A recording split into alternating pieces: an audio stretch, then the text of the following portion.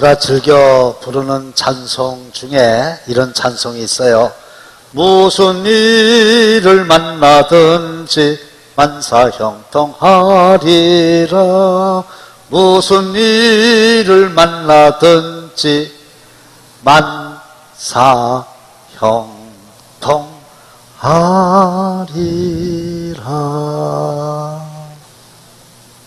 만사라고 하는 말이 무슨 뜻일까요? 100가지, 1000가지, 10,000가지. 그래서 만사, 모든 일. 형통이라는 말이 무슨 뜻일까요? 이리로 저리로 잘 통한다. 따라서 오늘이 금년도 하반기의 첫날인데 전반기를 어떻게 살았든지 관계없이 오늘부터 시작되는 하반기의 모든 일들이 형통케 되는 은혜가 임하시기를 주님의 이름으로 축원합니다. 특별히 일상생활 하실 때에 의식주의 문제와 마음의 문제와 영혼의 문제가 잘 풀려지시기를 바라는데, 하반기 첫날 내가 차돌같이 단단히 결심을 하고 입술을 깨물고 의지적으로 열심히 한번 살아봐야 되겠다, 이렇게 맘먹는 분들이 계십니까?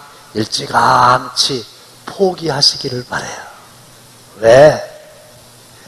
그렇게 안 해봤나요? 작심 3일 그래가지고 지나놓고 보면 후회 실패의 연속이었잖아요. 양들에게는 목자만 있으면 모든 문제가 다 형통하듯이 저와 여러분들에게는 정확하게 여호와 하나님만 함께 하시면 부족함이 없는 풍성한 삶을 실제로 누리게 될 줄로 믿으시기를 바랍니다. 차라리 마음을 단단히 먹고 결심을 하고 노력을 할 생각을 하지 말고 나는 그럴 힘이 없으니 하나님 도와주세요, 시키는 대로 하겠습니다, 이렇게 하시기를 바랍니다. 어느 교회 초등부에서 성경 암송대회를 했대요. 1등 상품은 컴퓨터 한 대. 그러니까 어떤 애가 그러잖아도 부모님을 쫄라도 컴퓨터를 안 사주셔가지고 게임을 할 수 없는데 세상에 교회에서 암송대회에서 1등하면 컴퓨터를 사준다고 그러니까 너무 흥분돼가지고 아주 입술을 깨물고 시편 23편 1절부터 마지막 절까지 달달달달 다 읽었어요. 여호와는 나의 목자시니 내게 부족함이 없으리로다. 그가 나를 푸른 초장에 누이시며 쉴 많은 물가로 인도하시는도다. 내 영혼을 소생시키시고 자기 이름을 위하여 의의 길로 인도하시는도다. 내가 사망의 음침한 골짜기를 달릴지라도 해를 두려워하지 않을 것은 주께서 나와 함께 하심이라. 주의 막대기와 지팡이와 막대기로 나를 안위하시나이다. 그래갖고 아주 완벽하게 아주 처음부터 끝까지 다 이루었어요. 머릿속에는 컴퓨터가 꽉 차 있어요. 하나님 이번에 컴퓨터 아시죠? 믿습니다. 아멘. 그랬어. 그리고 이제 앞에 애들이 보니까 참 감사하게도 잘 못해요 하다가 중간에 잊어버려서 들어가고, 주여 감사합니다 딱 썼습니다. 긴장되죠? 암송하겠습니다. 여호와는 나의 목자시니 내게 부족함이 없으리로다. 근데 누가 옆에서 그가 나를 이렇게만 알려줘도 금방 외울 수 있는 건데 이 머릿속에 컴퓨터가 너무 꽉 차 있어갖고요, 그 다음 2절이 생각이 안 나는 거예요. 그럴 때 있으시죠? 분명히 할 줄 아는데 생각이 안 나. 이럴 때는 어떻게 해야 돼요? 처음으로 다시 돌아가야 돼요. 그래서 침을 삼키고 다시 이렇게 한번 하고, 여호와는 나의 목자시니 내게 부족함이 없으리로다. 그 다음에 생각이 안 나는 거예요. 미치겠어요. 그래도 컴퓨터를 포기할 수가 없잖아요. 그래서 또 처음으로 돌아가서 1절하고 고장난 레코드처럼 또 1절로 돌아가서 계속 하는데요, 생각이 생각이 안 나요. 너무 안타까워요. 그러다가 진짜 은혜를 받았어요. 그래가지고 뭐라 그랬냐면, 여호와는 나의 목자시니 내게 정말로 부족함이 없습니다. 컴퓨터를 못하더라도 부족함이 없습니다. 박수. 컴퓨터를 못했대요. 근데 정말 하나님이 나의 인생길에 목자가 되어주시기만 하면 그까짓 거 있든 없든 부족함이 없다. 이거를 깨달았다는 거지요. 여러분도 그 은혜가 임하실 줄로 믿습니다. 첫째, 하나님은 나의 의식주 문제를 책임져 주시는데, 입는 거, 식, 먹는 거, 잠자고 생활하는 집, 이 의식주가 우리 인간에게 있어서는 생활이 아닌 생존의 필수 요건이에요. 요거 없으면 못 살아요. 다만 여기서 좀 인간적인 얘기를 하면, 우리 문영걸 선교사님이 파송을 받고 중국에 가가지고 10년 이상 엄청난 선교사역을 했는데, 너무 엄청난 선교사역을 하다 보니까 엄청난 일이 일어났어요. 그게 뭐냐? 세상에 이 공안들에게 적발이 돼가지고 붙잡혀 가서 조사를 많이 받고 결론이, 당신은 추방한다. 그래갖고 본인과 사모님과 아이를 데리고 중국에서 이제 추방을 당해서 내일 모레 갈 데가 없잖아요. 교회로 오시는 거예요. 우리 교회로. 근데 이 통화는 직접 못했고 메일로 몇 번 주고받았는데, 제가 인간적으로 무슨 걱정을 하느냐 하면, 의식주가 있어야 살아가는데 옷이야 설마 뭐 추방 당했어도 입고 오겠지요. 그렇죠? 또 몇 벌 가져올지도 몰라요. 먹는 거, 숟가락 가져올까 안 가져올까? 모르지? 가져올 것 같아요? 모르겠어요. 숟가락은. 근데 밥그릇은 가져올까 안 가져올까? 내가 볼 때 밥그릇은 안 가져올 것 같아. 밥상은 못 가져올 것 같아. 그럼 뭐 먹을 거냐? 입은 틀림없이 가져올 테고, 양손은 가져올 텐데 이게 안 돼. 집은 물론 없고. 그래서 혹시 감동을 받고 은혜를 받으신 분 중에서 이불집을 하시는 분들은 줘달라는 거 아니고, 아무것도 없는 선교사님 이불 좀 한 채 싼 걸로 좀 주시고, 자, 하나님이 책임져 주실 줄로 믿습니다. 이제 쓸데없는 걱정한 거예요. 2절 시작. 그가 나를 푸른 풀밭에 누이시며. 그는 누구십니까? 하나님이십니다. 나는 누굽니까? 나입니다. 푸른 풀밭은 뭡니까? 양어로 얘기하면 먹을 게 풍성한 거예요. 누이신다는 얘기는 뭡니까? 이곳저곳 다니면서 먹을 것을 구할 필요가 없어요. 푸른 풀밭이 있어가지고 거기서 실컷 풀을 뜯어 먹고 누워서 잠을 자는 거거든요. 누가 그렇게 하겠다는 거예요? 그가 하시겠다는 거예요. 그가 누구세요? 하나님이십니다. 마태복음 6장 31절 이하를 보시면, 그러므로 염려하여 이르기를 무엇을 먹을까, 무엇을 마실까, 무엇을 입을까 하지 말아라. 그런데 이 그러므로라고 하는 접속사가 있다고 하는 얘기는 31절 앞에 무슨 이야기가 있다는 뜻인데, 그 31절에 있는 내용이 뭐냐? 공중에 나는 새를 봐라, 들에 피는 백합화를 봐라. 그들이 농사도 안 짓고 길쌈도 하지 않지만 하나님께서 먹이시고 입히신다. 할렐루야. 근데 너희들은 저 공중의 새나 들풀보다 더 귀하지 아니하냐? 그러므로 하나님이 너희들도 책임져 주실 테니 뭐 먹을까, 뭐 마실까, 뭐 입을까, 이걸 신경 쓰지 말아라. 할렐루야. 너희는 먼저 그의 나라와 그의 의를 구하라. 그리하면 이 모든 것을 너희에게 더하시리라 그랬어요. 그래서 우리가 살아가는데 꼭 필요한 의식주의 문제는 염려하지 마시고 목자이신 하나님께서 푸른 초장으로 푸른 풀밭으로 인도하실 테니 그분의 음성을 듣고 따라가셔서 거기서 배불리 먹고 눕는 은혜가 임하시기를 바랍니다.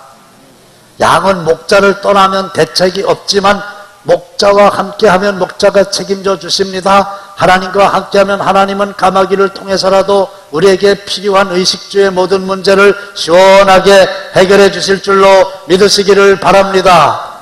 물과 햇빛과 공기는 우리가 살아가는데 꼭 필요한 거예요. 하나님이 주십니다. 그것도 공짜로 주시는 거예요.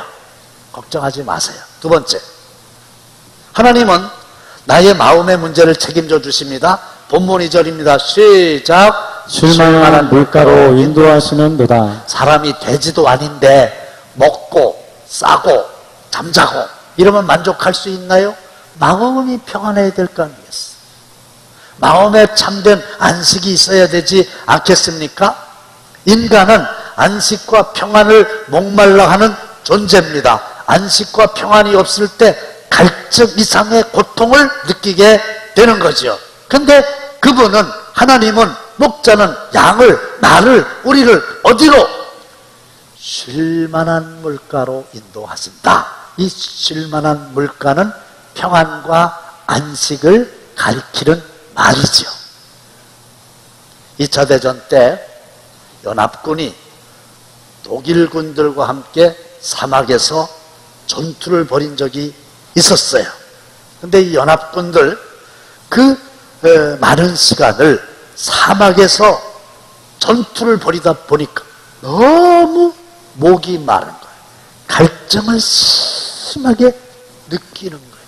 너무너무 물을 목말라 사모하다 보니까 헛것이 보입니다. 그게 신기로라고 그러죠? 오아시스가 눈앞에 나타난 거야.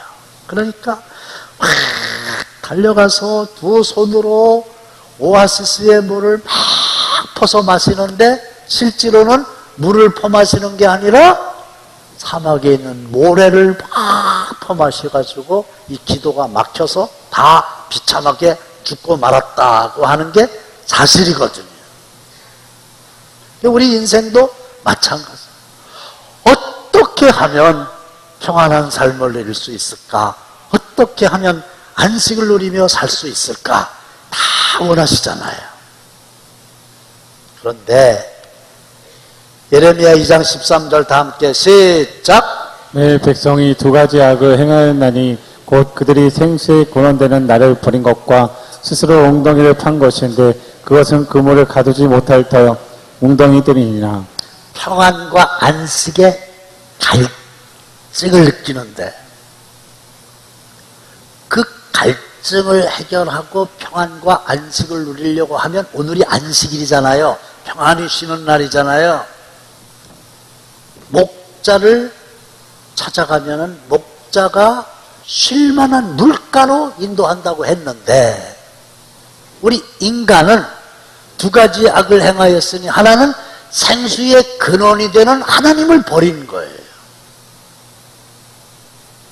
또 하나는 스스로 웅덩이를 파는 겁니다. 내 노력으로 갈증의 문제를 해결하자. 내 노력으로 평안을 얻어보자. 안식을 얻어보자. 그래서 산으로, 들로, 바다로, 강으로 휴가를 가기도 하고 어떤 사람은 술을 마시기도 하고 심지어는 마약에 손을 대기도 하고 대마초를 피우기도 하고 그러는데 인간의 노력이잖아요. 문제는 터진 웅덩이라 그게 참 평안을 주지 못합니다. 물을 떠난 고기가 혹시 살 수 있어도 예수를 떠난 심령은 평안을 누릴 수가 없는 거예요.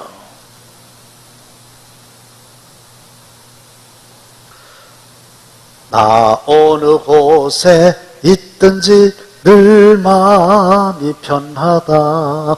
주 예수 주신 평안함 늘 충만하도다. 누가 주신 거예요? 주 예수가 주시는 거예요. 어린아이는 엄마 품에 있으면 평안을 누릴 수 있습니다. 모든 인간은 평화의 왕으로 오신 하나님의 품 안에 안기고 그분의 인도를 받을 때에 마음속에 진정한, 세상이 줄 수도 없고 세상이 빼앗을 수도 없는 전천후의 평화를 누리며 살 수 있어요. 범사에 감사할 수 있어요. 항상 기뻐할 수 있습니다. 할렐루야. 맞아요. 세 번째로 하나님은 나의 영혼의 문제를 책임져 주시는데 3절 다 함께 시작. 내 영혼을 소생시키시고. 소생시키신다고 하는 말은 나의 영혼을 다시 살아나게 하신다는 거예요. 우리 모두는 죄와 허물로 영혼이 죽었어요. 심폐소생술, 소생은 다시 살아난다는 거예요. 그래서 우리가 하나님께로 나아가서 예수를 믿고 회개하고 성령을 받으면 영혼이 되살아나게 되는 거잖아요. 시신경 죽으면 눈이 안 보입니다. 청신경 죽으면 귀가 안 들립니다. 영혼이 죽으면 하나님과 통할 수가 없습니다. 빈들의 마른 풀같이 영혼이 시듭니다. 마귀와 짝하면 영혼이 죽어요. 그런데 하나님과 가까이 하면 그 하나님이 우리의 영혼을 다시 소생시켜 주십니다. 다시 살려주십니다. 그래서 영혼이 잘 돼야 범사가 잘 되고 몸도 건강한 복을 받게 될 줄로 믿습니다. 오늘 말씀 이제 정리하려고 그래요. 자, 금년 하반기 오늘부터 시작. 과거는 잊어버리고. 근데 노력을 해가지고 결심을 해가지고 안 된다고 그랬죠? 일찌감치 항복하세요. 포기하세요. 그리고 어떻게 하면 되냐? 하나님, 저는 안 돼요. 하나님이 도와주셔야 되겠어요. 하나님이 가르쳐 주시는 대로 따라가겠습니다. 이게 필요한 거예요. 실제로. 양은 시력이 안 좋답니다. 1m 앞을 볼 수 있는 능력이 없답니다. 그래서 왜 그럴까 했더니 양의 눈이 이렇게 옆에 달려 있잖아요. 앞이 잘 보이겠어요? 이렇게 하면 보일까요? 근데 목자는 푸른 초장이 어디에 있는지, 쉴만한 물가가 어디에 있는지 훤히 다 보지요. 근데 이 미련한 양들은 앞을 멀리 볼 수가 없어가지고, 그죠? 바로 앞에 있는 양의 궁둥이만 보고서 그냥 따라가는 거예요. 근데 앞에 있는 양이 잘못해가지고 절벽으로 떨어져서 죽었다. 그래도 고기를 따라가다가 절벽으로 떨어져서 같이 죽는 거예요. 이게 양이에요. 그러면 양만 그런가요? 우리도 마찬가지죠. 앞을 볼 수 있어요? 얼마나 볼 수 있어요? 내일 일을 알 수 있어요? 모릅니다. 우리 강용수 집사님의 어머님이 권사님이신데 51년생이세요. 지난 주일날 정확하게 일주일 전에 손자들이 보고 싶으셔갖고 음성 고향에서 우리 교회 오셔갖고 우리와 함께 차 타고 오셔서 예배 드리고 차 타고 가셨어요. 뭐 문제 없으셨어요. 스테반 집사가 마지막 순간에 성령이 충만해서 열려진 하늘만을 통하여 영광의 보좌에 앉으신 하나님과 그 우편에 서신 예수님을 보았다. 그리고 내 영혼을 받아주시옵소서 천사의 얼굴을 했다. 설교 다 들으셨잖아요. 그 아버님이 장례식장에 갔더니 자기 아내 권사님이 그 설교 다 듣고 아주 가슴이 뻥 뚫린다 이런 말씀하셨다는데 화요일날 돌아가신 거예요. 그걸 누가 알았겠어요. 돌아가셨다고 하는 전화를 아들인 강현수 집사님이 바로 내 옆에서 이렇게 들었어요. 그게 내가 다 알죠. 큰아들 돌아가시는 거 몰랐어요. 꿈에도 생각한 적이 없어요. 아니, 본인도 그러리라는 걸 몰랐어요. 멀쩡한 내가 내일 모레 죽는다는 거 어떻게 알아요? 몰라요. 우리는 다 양 같아서 푸른 초장이 어디에 있는지, 쉴만한 물가에 어디에 있는지 알 수 없지만, 나의 삶의 목자가 되시는 주님의 음성을 듣고 따라가면 그것은 바로 우리의 모든 문제를 해결해주는 역사가 일어나게 될 줄로 믿습니다. 두 번째로, 양은 머리가 안 좋대요. 그래가지고 이 양의 목을 매가지고 이 쇠 말뚝에다가 묶어놓으면은 도망을 못 가잖아요. 그러니까 항상 뱅뱅뱅뱅 그 주위만 도는 거예요. 묶였으니까. 근데 어느 날 주인이 끈을 풀어줬어요. 그럼 갈 수 있죠, 아무데나. 그런데 얼마나 미련한 놈인가. 풀렸는데도 계속 고기만 뺑뺑뺑뺑. 오늘도 계속 고기만 돌. 미련하기 짝이 없는데 우리가 다 그 양이라는 거예요. 아니, 고집을 꺾지를 않고 자기의 생각을 버릴 줄을 모르고 새 생명과 새 세계와 새 능력이 있는데도 그냥 뱅뱅뱅뱅 돌고만 해요. 미련하기 짝이에요. 그게 내 얘기라는 거예요. 그 다음에 이 양은 약하기 짝이 없다는 거예요. 들판에서 살아가려면 때때로 맹수들 만날 거 아니에요. 그러면 싸워서 이겨야 될 거 아닙니까? 맹수와 싸우는 방법이 뭐가 있을까요? 우선 뿔이 만하게 나가지고 맹수가 오면 팍!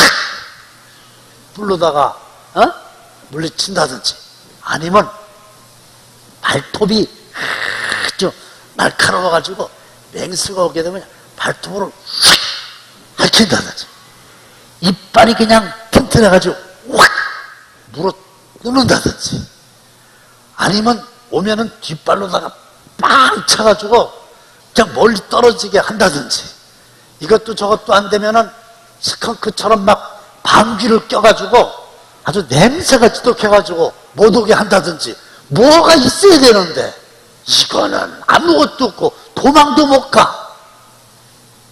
미련하기 짝이 없고 약하기 짝이 없어요.